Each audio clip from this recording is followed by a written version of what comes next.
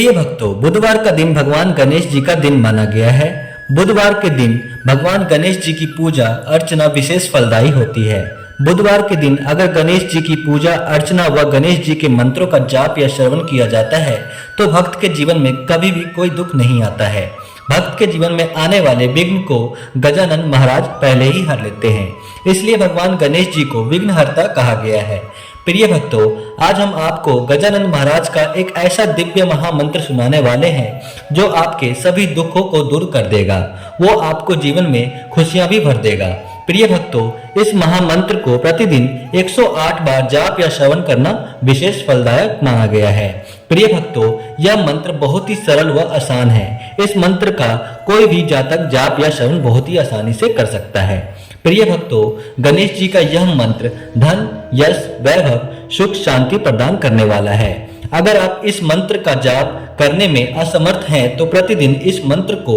108 बार अवश्य श्रवण करें। आप इसे अपने मोबाइल पर चला करके छोड़ दें, घर में या दुकान पर कहीं पे भी रख दें और इस मंत्र का सच्चे मन से 108 बार श्रवण करें। तो भक्तों, आइए गणेश जी के इस दिव्य महामंत्र को पूरा 108 बार सच्चे मन से सुन लेते हैं। लेकिन उससे पहले गजानन महाराज के सभी भक्तों से एक छोटा सा निवेदन वीडियो में करना चाहेंगे। वीडियो पसंद आए तो दिल से एक लाइक जरूर करिएगा। इसी की तरह के कल्याणकारी वीडियो आगे भी देखने के लिए हमारे चैनल दिव्य दुर्लभ मंत्र जाप को सब्सक्राइब करके कमेंट में जय गजानन महाराज जरूर लिखें। मंत्र कुछ इस प्रकार से है, आइए श्रवण करते हैं। एकदन्तं महाकायं तप्तकांचं सनेवं लंबोदरं विशालक्षमं वन्देऽहं गणायकम्। एकदन्तं महाकायं तप्तकांचं सनेवं लंबोदरं विशालक्षमं वन्देऽहं गणायकम्। एकदन्तं महाकायं तप्तकांचं सनेवं लंबोदरं विशालक्षमं वन्देऽहं गणायकम्। एकदन्तं महाकायं तप्तकांचं सनेवं लंबोदरं विशालक्षमं वन्देऽहं गणायकम्। एकदन्तं महाकायं तप्तकांचं सनेवं लंबोदरं विशालक्षमं वन्देऽहं गणायकम्। एकदन्तं महाकायं तप्तकांचं सनेवं लंबोदरं विशालक्षमं वन्देऽहं गणायकम्। एकदन्तं महाकायं तप्तकांचं सनेवं लंबोदरं विशालक्षमं वन्देऽहं गणायकम्। एकदन्तं महाकायं तप्तकांचं सनेवं लंबोदरं विशालक्षमं वन्देऽहं गणायकम्। एकदन्तं महाकायं तप्तकांचं सनेवं लंबोदरं विशालक्षमं वन्देऽहं गणायकम्। एकदन्तं महाकायं तप्तकांचं सनेवं लंबोदरं विशालक्षमं वन्देऽहं गणायकम्। एकदन्तं महाकायं तप्तकांचं सनेवं लंबोदरं विशालक्षमं वन्देऽहं गणायकम्। एकदन्तं महाकायं तप्तकांचं सनेवं लंबोदरं विशालक्षमं वन्देऽहं गणायकम्। एकदन्तं महाकायं तप्तकांचं सनेवं लंबोदरं विशालक्षमं वन्देऽहं गणायकम्। एकदन्तं महाकायं तप्तकांचं सनेवं लंबोदरं विशालक्षमं वन्देऽहं गणायकम्। एकदन्तं महाकायं तप्तकांचं सनेवं लंबोदरं विशालक्षमं वन्देऽहं गणायकम्। एकदन्तं महाकायं तप्तकांचं सनेवं लंबोदरं विशालक्षमं वन्देऽहं गणायकम्। एकदन्तं महाकायं तप्तकांचं सनेवं लंबोदरं विशालक्षमं वन्देऽहं गणायकम्। एकदन्तं महाकायं तप्तकांचं सनेवं लंबोदरं विशालक्षमं वन्देऽहं गणायकम् एकदन्तं महाकायं तप्तकाञ्चं सनेवं लंबोदरं विशालक्षमं वन्देऽहं गणायकम् एकदन्तं महाकायं तप्तकाञ्चं सनेवं लंबोदरं विशालक्षमं वन्देऽहं गणायकम् एकदन्तं महाकायं तप्तकाञ्चं सनेवं लंबोदरं विशालक्षमं वन्देऽहं गणायकम् एकदन्तं महाकायं तप्तकाञ्चं सनेवं लंबोदरं विशालक्षमं वन्देऽहं गणायकम् एकदन्तं महाकायं तप्तकाञ्चं सनेवं लंबोदरं विशालक्षमं वन्देऽहं गणायकम् एकदन्तं महाकायं तप्तकाञ्चं सनेवं लंबोदरं विशालक्षमं वन्देऽहं गणायकम् एकदन्तं महाकायं तप्तकाञ्चं सनेवं लंबोदरं विशालक्षमं वन्देऽहं गणायकम् एकदन्तं महाकायं तप्तकाञ्चं सनेवं लंबोदरं विशालक्षमं वन्देऽहं गणायकम् एकदन्तं महाकायं तप्तकाञ्चं सनेवं लंबोदरं विशालक्षमं वन्देऽहं गणायकम् एकदन्तं महाकायं तप्तकाञ्चं सनेवं लंबोदरं विशालक्षमं वन्देऽहं गणायकम् एकदन्तं महाकायं तप्तकाञ्चं सनेवं लंबोदरं विशालक्षमं वन्देऽहं गणायकम् एकदन्तं महाकायं तप्तकाञ्चं सनेवं लंबोदरं विशालक्षमं वन्देऽहं गणायकम् एकदन्तं महाकायं तप्तकाञ्चं सनेवं लंबोदरं विशालक्षमं वन्देऽहं गणायकम् एकदन्तं महाकायं तप्तकाञ्चं सनेवं लंबोदरं विशालक्षमं वन्देऽहं गणायकम् एकदन्तं महाकायं तप्तकाञ्चं सनेवं लंबोदरं विशालक्षमं वन्देऽहं गणायकम् एकदन्तं महाकायं तप्तकाञ्चं सनेवं लंबोदरं विशालक्षमं वन्देऽहं गणायकम् एकदन्तं महाकायं तप्तकाञ्चं सनेवं लंबोदरं विशालक्षमं वन्देऽहं गणायकम् एकदन्तं महाकायं तप्तकाञ्चं सनेवं लंबोदरं विशालक्षमं वन्देऽहं गणायकम् एकदन्तं महाकायं तप्तकाञ्चं सनेवं लंबोदरं विशालक्षमं वन्देऽहं गणायकम् एकदन्तं महाकायं तप्तकाञ्चं सनेवं लंबोदरं विशालक्षमं वन्देऽहं गणायकम् एकदन्तं महाकायं तप्तकाञ्चं सनेवं लंबोदरं विशालक्षमं वन्देऽहं गणायकम् एकदन्तं महाकायं तप्तकाञ्चं सनेवं लंबोदरं विशालक्षमं वन्देऽहं गणायकम् एकदन्तं महाकायं तप्तकाञ्चं सनेवं लंबोदरं विशालक्षमं वन्देऽहं गणायकम् एकदन्तं महाकायं तप्तकाञ्चं सनेवं लंबोदरं विशालक्षमं वन्देऽहं गणायकम् एकदन्तं महाकायं तप्तकाञ्चं सनेवं लंबोदरं विशालक्षमं वन्देऽहं गणायकम् एकदन्तं महाकायं तप्तकाञ्चं सनेवं लंबोदरं विशालक्षमं वन्देऽहं गणायकम् एकदन्तं महाकायं तप्तकाञ्चं सनेवं लंबोदरं विशालक्षमं वन्देऽहं गणायकम् एकदन्तं महाकायं तप्तकाञ्चं सनेवं लंबोदरं विशालक्षमं वन्देऽहं गणायकम् एकदन्तं महाकायं तप्तकाञ्चं सनेवं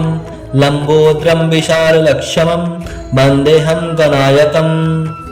एकदन्तं महाकायं तप्तकाञ्चं सनेवं लंबोदरं विशालक्षमं वन्देऽहं गणायकम् एकदन्तं महाकायं तप्तकाञ्चं सनेवं लंबोदरं विशालक्षमं वन्देऽहं गणायकम् एकदन्तं महाकायं तप्तकाञ्चं सनेवं लंबोदरं विशालक्षमं वन्देऽहं गणायकम् एकदन्तं महाकायं तप्तकाञ्चं सनेवं लंबोदरं विशालक्षमं वन्देऽहं गणायकम्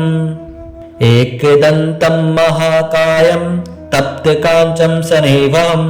लंबोदरं विशालक्षमं वन्देऽहं गणायकम्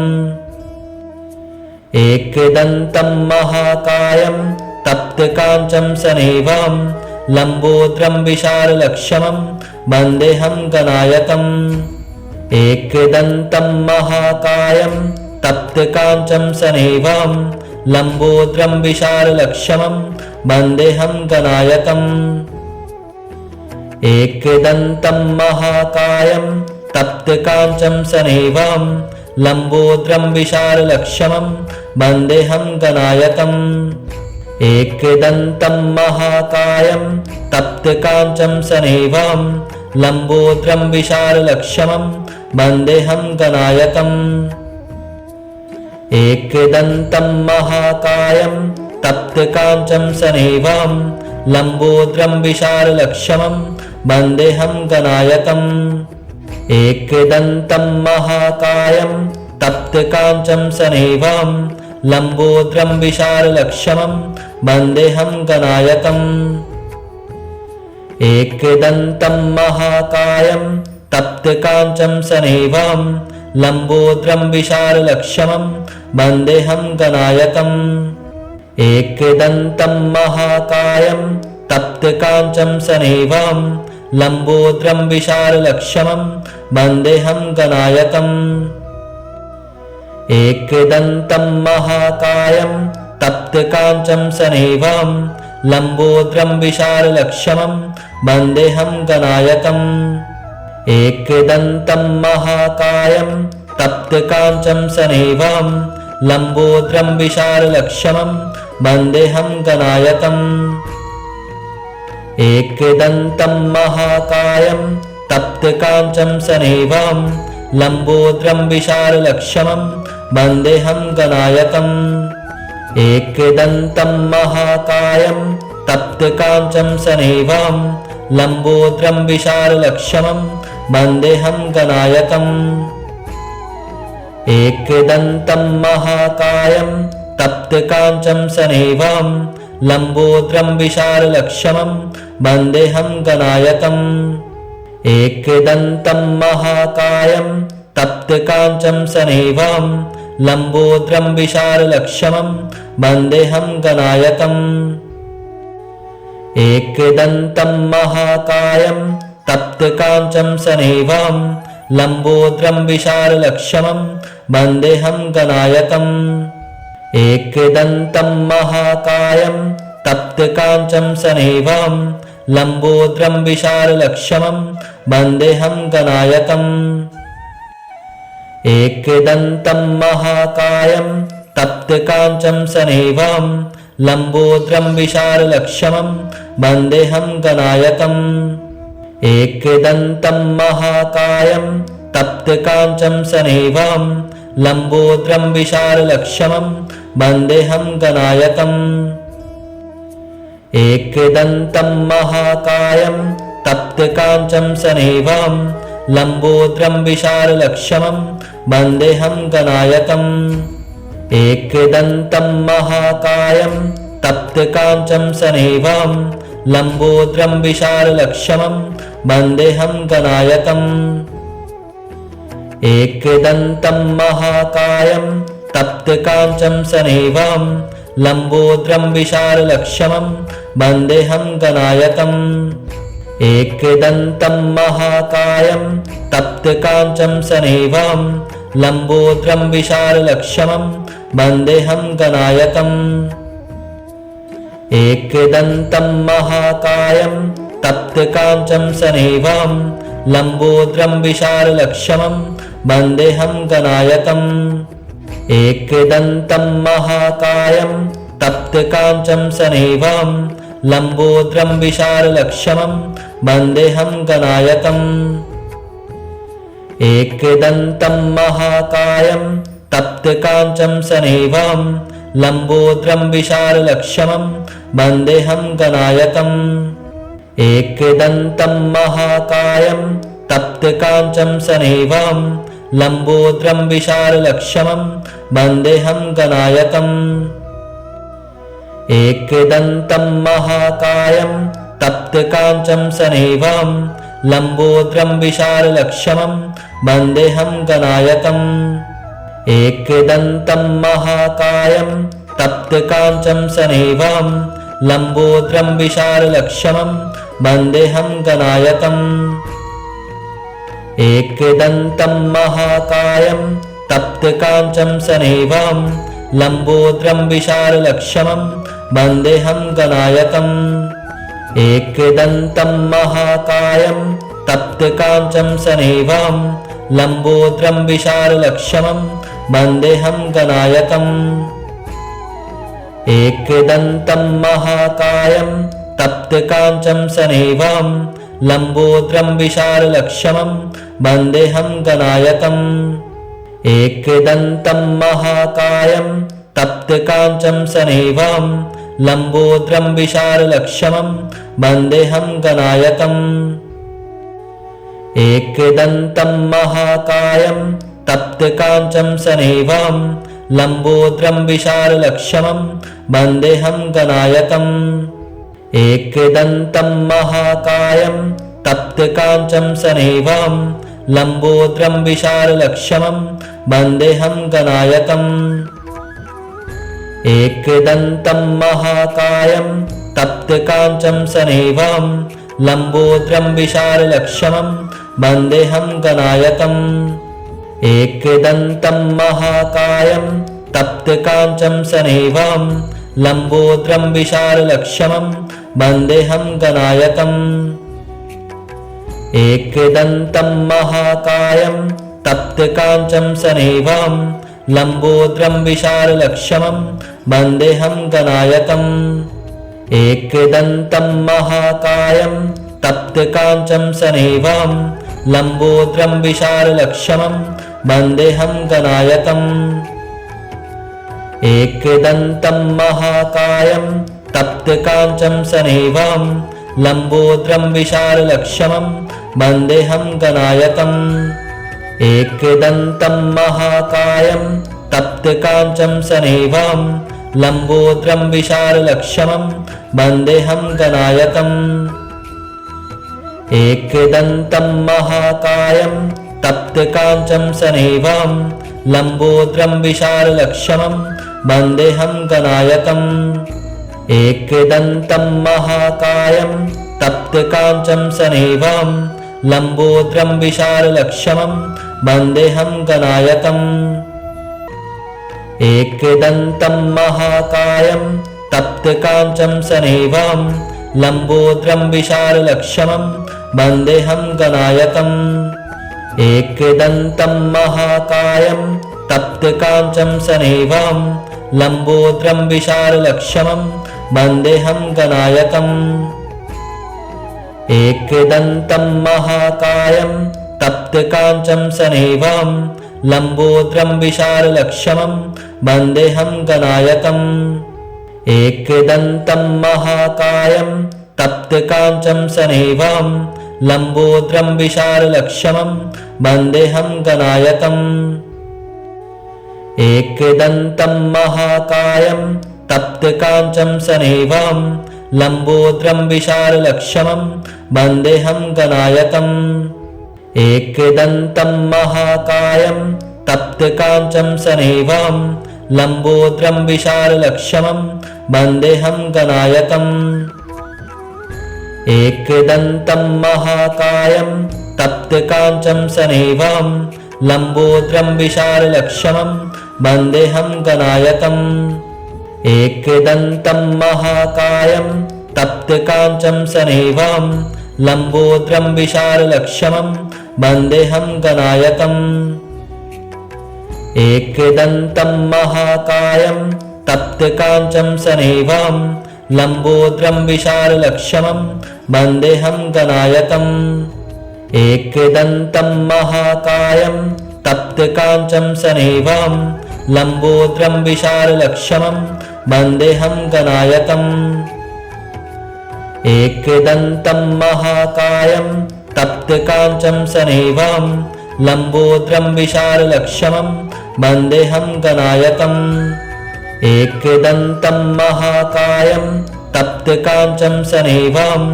लंबोदरं विशालक्षमं वन्देऽहं गणायकम् एकदन्तं महाकायं तप्तकाञ्चं सनेवं लंबोदरं विशालक्षमं वन्देऽहं गणायकम् एकदन्तं महाकायं तप्तकाञ्चं सनेवं लंबोदरं विशालक्षमं वन्देऽहं गणायकम्